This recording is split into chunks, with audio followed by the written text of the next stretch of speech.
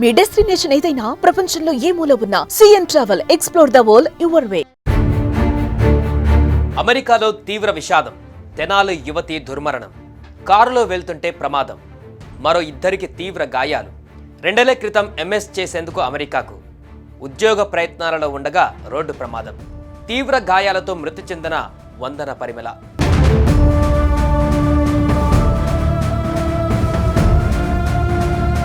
ఎన్నో కలలతో అమెరికాలో అడుగుపెట్టింది.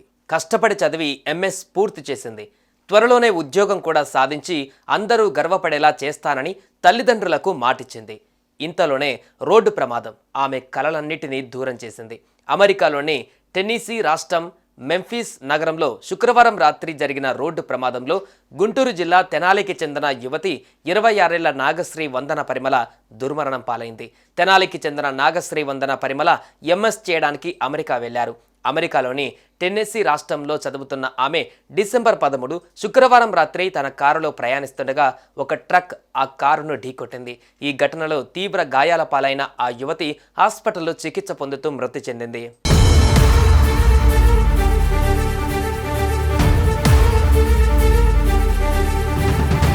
తెనాలికి చెందిన వ్యాపారి గణేష్, రమాదేవి దంపతుల కుమార్తె నాగశ్రీ వందన పరిమళ ఎంఎస్ చేయడానికి 2022 డిసెంబర్లో అమెరికా వెళ్లారు.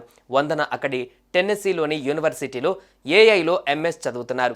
శుక్రవారం రాత్రి ఆమె స్నేహితులతో కలిసి ప్రయాణిస్తున్న కారును రాక్వుడ్ ఎవెన్యూ సమీపంలో ట్రక్ ఢీకొట్టడంతో తీవ్రంగా గాయపడ్డారు.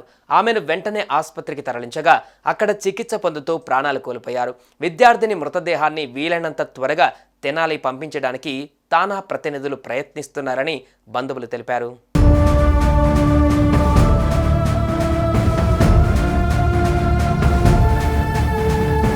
వందన మరణంతో తల్లిదండ్రులు తీవ్ర విషాదంలో ఉన్నారు.